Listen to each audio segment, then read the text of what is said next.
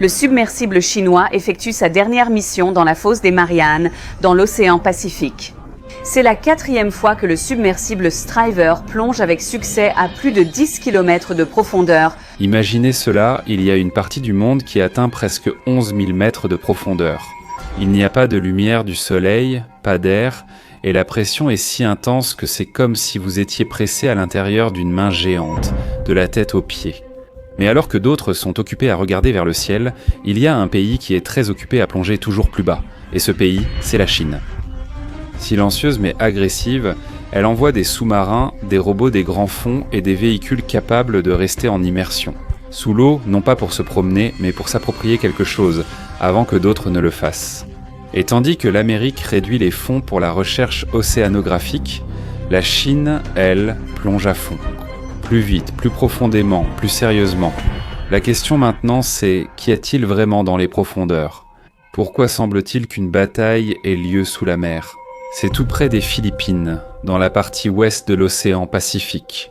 C'est l'un des endroits les plus profonds du monde entier. La fosse des Mariannes, une fissure extrêmement profonde sous l'océan. Elle est si profonde qu'elle pourrait engloutir tout le mont Everest, et il ne toucherait même pas la surface. Mais pour atteindre le fond, il faut d'abord traverser différents niveaux de la mer. C'est comme un ascenseur qui descend vers un monde inconnu. Premier niveau, zone la plus lumineuse, chaude et vivante de l'océan. Ici, tu peux voir les récifs coralliens, des poissons qui se déplacent en groupe, des tortues qui nagent dans différentes directions. C'est aussi la partie de la mer où nous nageons, faisons du surf ou partons en excursion à la plage. La beauté de cette zone ne va pas au-delà de 200 mètres de profondeur. Après 100 pieds, c'est différent. Sous les 200 mètres, la lumière commence peu à peu à disparaître. Elle s'estompe jusqu'à devenir presque invisible, tandis que la pression est 10 fois supérieure à la normale. Un être ordinaire venant de la surface ne survivra pas ici. Mais certains animaux vivent vraiment ici, tels que l'ange de mer, semblant sortir d'un rêve. Il ressemble à une méduse avec des mouvements d'ailes. Le poisson ruban est un monstre argenté, parfois plus long qu'un bus. Il ressemble à un serpent qui nage. Dans cette zone, les animaux changent juste pour survivre. La couleur s'efface, les yeux grossissent, le corps s'assouplit pour résister à l'obscurité et à la pression. Si tu descends encore plus profondément, à 1000 mètres, il n'y a plus aucune lumière qui atteint cet endroit. Obscurité totale, seule la lumière des animaux perce ici. Bioluminescence, une lueur naturelle dans l'obscurité. Chaque créature paraît extraterrestre ici. Un poisson possède son projecteur. Une pieuvre fantomatique aux tentacules filiformes est présente, ainsi que le magnapasquid. Ses tentacules sont longues, mesurant 6 mètres. Il bouge comme une marionnette dans l'obscurité. C'est littéralement du carburant à cauchemar. Et bien sûr, le même préféré d'Internet, le poisson blob. Mais ce que la plupart des gens ne savent pas, c'est que dans son habitat naturel, il a une apparence normale. Il est adapté à une pression extrême. Mais quand on le remonte à la surface, son corps se liquéfie. C'est pourquoi il ressemble à une masse gluante couverte de mousse. Un rappel que certaines choses sont faites pour rester dans les profondeurs. Parfois, lorsqu'on les ramène à la surface, ils ne survivent pas. À mesure que tu t'enfonces à une profondeur de 4000 mètres, tu atteindras la partie de l'océan qu'ils appellent les abysses. Il fait froid, silencieux et paraît sans vie, mais ne te fie pas à l'apparence de la boue au fond. Tu pourrais penser que ce n'est qu'une simple terre sans importance, mais en réalité c'est l'archive de tout l'océan. As-tu déjà pensé à l'endroit où vont tous les animaux marins quand ils meurent, les poissons, les requins, jusqu'aux plus petits planctons? À la fin, ils tombent tous vers le fond. De toute taille. Il y a des excréments, des restes digérés d'autres animaux et certains sont encore entiers. Des millions d'années se sont écoulées. Mais la chute de leurs restes au fond de la mer continue sans cesse. Et pendant que cela descend, le fond de l'océan se recouvre lentement de boue. Mais ce n'est pas de la boue ordinaire. On appelle cela la neige marine. C'est comme une pluie douce et lente dans l'obscurité. Mais ce n'est pas de l'eau, ce sont des restes d'anciens êtres vivants. Étage par étage, couche après couche, une épaisse boue riche en carbone se forme.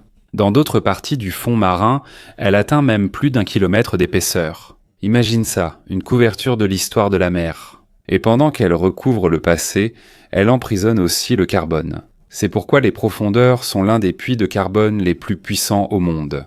Mais même avec une telle quantité de neige marine, la vie ici reste rare. La plupart des créatures ici survivent grâce au reste, aux maigres bienfaits qui tombent de la surface. Mais parfois, un événement étrange survient soudainement et change tout. Quelque chose de gigantesque tombe, une baleine. Les scientifiques appellent cela une chute de baleine. Et lorsqu'une baleine morte tombe sur le fond marin, c'est comme une fête dans un endroit où il n'y a presque pas de nourriture. En quelques heures seulement, il y a déjà de l'activité. Des requins, des myxines, des vers, des bactéries. C'est comme s'il y avait une alarme qui leur disait « il y a de la nourriture ici ». Et autour de la carcasse, un nouvel écosystème se forme. Tu peux voir les petits trucs qui ressemblent à des poils collés à l'os. Ce sont des asticots, petits mais persévérants. Une seule carcasse de baleine peut faire vivre une communauté sous-marine pendant plusieurs années. Un sacré coup de boost énergétique dans un monde où il n'y a presque aucune source de vie. Même avec cette opportunité, survivre ici reste difficile. Il fait si froid que tout gèle. La pression est près de 400 fois plus élevée qu'à la surface de l'eau. C'est comme si 7 éléphants appuyaient en même temps sur le bout de ton doigt. Et ce poids s'y vient de toutes les directions. Mais la plongée ne s'arrête pas là. Quand tu dépasses les 6000 mètres, tu entres dans un endroit où même les sous-marins les plus avancés du monde ne vont presque jamais. Tu es maintenant dans ce qu'on appelle la zone Hadal. Cela vient du nom Hadès, le dieu des enfers dans la mythologie grecque. C'est le territoire des fosses, de profondes crevasses dans l'océan. Et à partir d'ici, vers le bas, il n'y a que très peu d'endroits sur Terre qui sont encore plus profonds. La pression ici est énorme, plus de 600 fois la normale. Et pour survivre ici, il faut un design de sous-marin parfait. Aucune erreur, même minime, n'est tolérée, seuls quelques rares dans le monde y parviennent.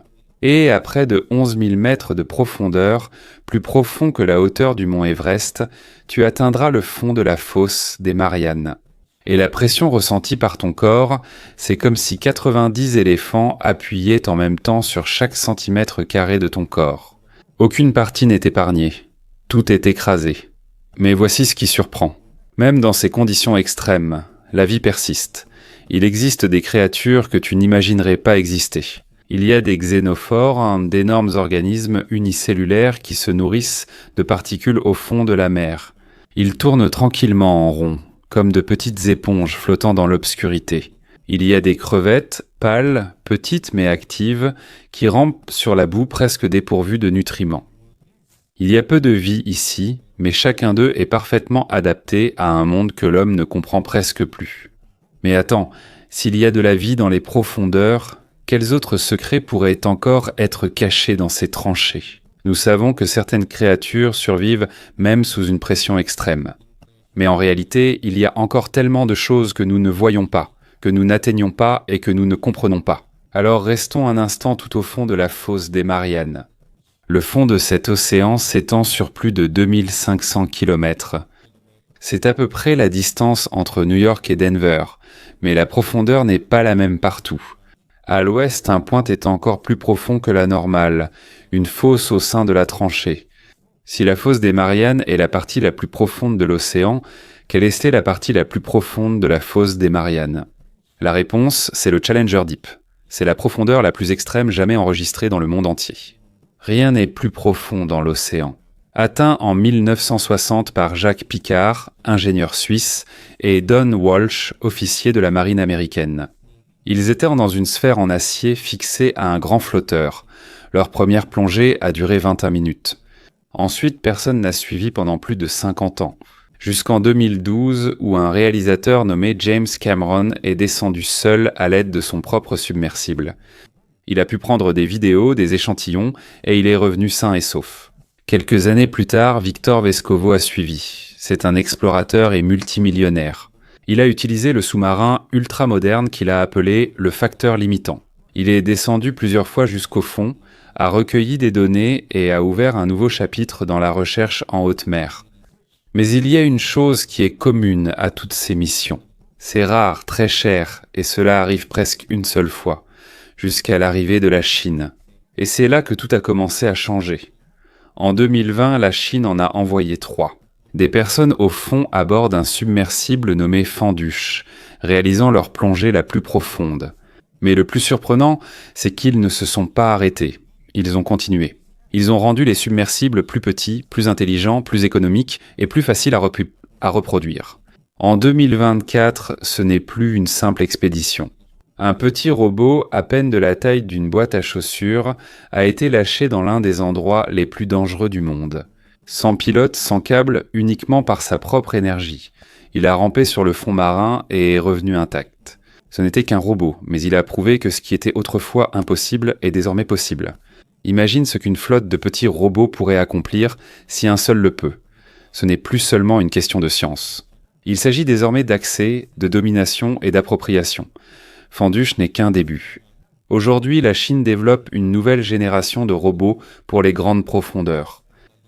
Petits, autonomes, chacun avec un but précis. Certains flottent, d'autres rampent, et certains bougent comme s'ils étaient gens vivants. Mais leur véritable force, c'est qu'ils travaillent en groupe. Plus rapide, moins cher, avec une portée plus large. La question maintenant, c'est qu'est-ce qu'ils cherchent vraiment ? Au fond de la mer, il n'y a pas seulement des animaux ou de la pression, mais aussi des trésors plus cachés. C'est ce qu'on appelle les suintements froids. Ce sont des endroits où le méthane et le sulfure d'hydrogène sortent du fond marin.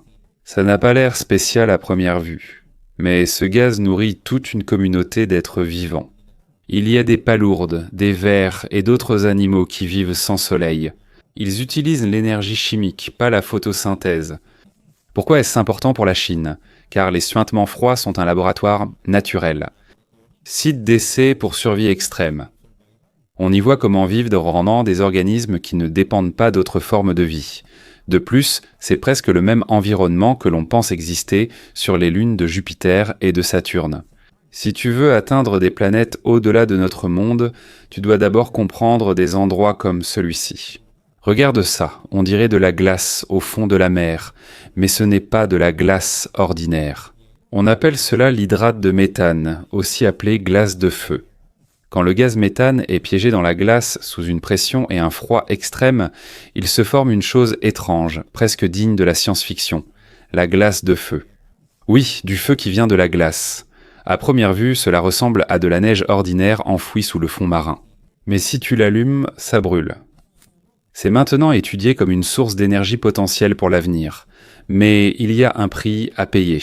Si on fait une erreur en extrayant la glace de feu, cela peut perturber le fond marin, provoquer des glissements de terrain sous-marin, ou pire encore, libérer d'énormes quantités de méthane dans l'océan et l'atmosphère. Un gaz à effet de serre plus puissant que le dioxyde de carbone.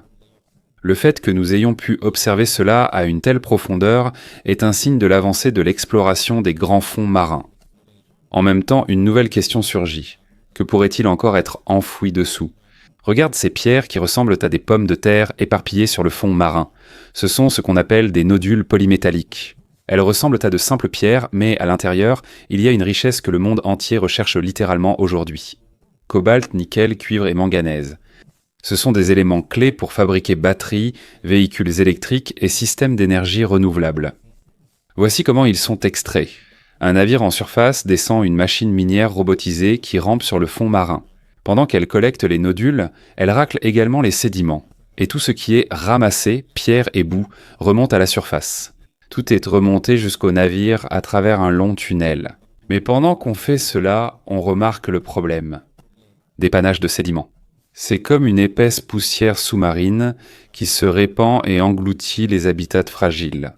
Et une fois le traitement terminé, une deuxième vague de déchets est rejetée dans l'océan. Encore plus de problèmes. Si nous ne comprenons pas encore les effets à long terme de ce type d'exploitation minière, il se peut que les dégâts qu'elle cause soient irréversibles. Les biologistes marins avertissent que les écosystèmes des profondeurs se rétablissent très lentement. Il pourrait leur falloir des centaines d'années pour s'en remettre. Si jamais ils s'en remettent, et le pire, c'est que cela pourrait même anéantir des espèces que nous n'avons pas encore découvertes. Une chose est claire, les profondeurs ne sont plus seulement un mystère, c'est la prochaine frontière, pleine de richesses, mais il manque de régulation. Pendant que certains hésitent encore, la Chine, elle, continue d'avancer sans relâche. Ils ne se contentent pas d'observer, ils se préparent à exploiter les ressources et à prendre le contrôle. Et pour y parvenir, il te faut une base. Cette année, la Chine a annoncé son plan. Une base permanente sera construite à 2000 mètres de profondeur. 6 scientifiques pourront rester sous la mer pendant 30 jours. c'est comme la Station spatiale internationale. Mais c'est sous la mer, et la véritable richesse qu'elle apporte, c'est le temps. Du temps pour expérimenter, pour surveiller, pour tester de nouvelles choses. Alors que d'autres réfléchissent encore à comment commencer, la Chine continue d'accumuler des connaissances et des compétences pour évoluer dans les profondeurs. Ce n'est pas seulement une fois, c'est répété, général, continu. À mesure que l'on va plus en profondeur, l'espace pour le doute devient de plus en plus restreint. Et ceux qui ont les équipements, la science et les gens aujourd'hui, ce sont eux qui auront le contrôle demain. Mais il y a une autre chose importante cachée en dessous, et presque personne ne le remarque. Ce n'est pas un minéral. Ce n'est ni un animal ni une richesse, c'est l'Internet. Sous la mer, des milliers de kilomètres de câbles sont étendus sur le fond de l'océan. De fines fibres de verre qui transportent presque toutes les communications dans le monde entier. Email, discussions vidéo, même cette vidéo que tu regardes en ce moment. Et oui, ces câbles sont solides. Mais ils restent faciles à endommager. Il suffit d'un bateau avec une ancre. Elle peut heurter et couper le câble. En mer du Nord, plusieurs navires russes ont été aperçus rôdant autour des routes de câbles critiques. Alors imagine, que se passerait-il si un pays voulait couper ses câbles ? Au début de 2025, la Chine a présenté son nouveau robot sous-marin, un véritable coupeur de câbles. Officiellement, il est censé réparer les lignes endommagées. Mais nous savons tous que la même technologie peut aussi être utilisée pour détruire. Il n'y a pas encore de preuve que cela ait été utilisé pour causer des dégâts. Mais la simple possibilité suffit à inquiéter le monde entier. Parce qu'au fond de la mer se trouve le système nerveux de la société moderne. Internet, commerce, communication, militaire, tout dépend de ces câbles. Ce n'est plus de la science-fiction. C'est ça le vrai combat. Silencieux, profond et réel. Tandis que certains restent stupéfaits, la Chine ne mise pas uniquement sur la technologie. Ils produisent aussi des talents, de gros budgets, des laboratoires de recherche entiers, de nouveaux programmes universitaires, des scientifiques formés pour travailler sous la mer. Ils ne développent pas seulement leurs propres talents. Ils invitent et soutiennent aussi des experts étrangers. Pendant que certains pays, comme l'Amérique, réduisent les fonds pour la science, expulsent leurs propres experts et mettent fin à la recherche dont ils étaient autrefois les pionniers. Ce qui se passe aujourd'hui est clair. Là où il y a du soutien, c'est là que le véritable progrès a lieu. Et là où la recherche se poursuit sans interruption, c'est là que le contrôle sur l'avenir se construit progressivement. Alors la question est, qu'a vraiment découvert la Chine ? Ce ne sont pas seulement des créatures des profondeurs. Ils ont découvert le chemin pour entrer, et la raison d'y rester. À l'aide de petits robots et de bases sous-marines, ils ont transformé l'exploration d'une activité rare en une activité régulière. Une stratégie, pas une simple excursion ou expérience. Pendant qu'ils extraient connaissances, richesses et expériences, d'autres restent de simples spectateurs. Mais les profondeurs ne sont pas un endroit pour les indécis, c'est la nouvelle frontière. Et ceux qui sont en tête, ce sont eux qui auront voix au chapitre sur ce qui arrivera à notre monde au siècle prochain. Il ne s'agit pas seulement de la mer, il s'agit de pouvoir, de sécurité et d'influence mondiale. Les profondeurs de l'océan sont l'un des rares endroits qui restent sauvages et non totalement conquis par l'homme. Lorsque tu le déranges sans précaution, tu ne peux plus le ramener en arrière. Nous l'avons déjà fait auparavant lors de la course vers la Lune qui a mené à la coopération. La Station spatiale internationale a été construite, rappelant que les nations peuvent s'unir pour un objectif plus élevé. Nous avons encore besoin de cet état d'esprit, pas seulement pour faire de la recherche, mais aussi pour protéger ce que nous n'avons pas encore détruit. Parce que si un seul pays parvient à contrôler la dernière partie inexplorée du monde, nous en paierons tout le prix. Et attends, la Chine ne vise pas seulement la Terre. Sur la Lune, il y a des trous très profonds qu'ils commencent seulement à explorer maintenant. Des cratères qui pourraient être menés sous la surface lunaire. Qu'est-ce qu'ils pourraient y trouver ? Nous le découvrirons dans la prochaine vidéo.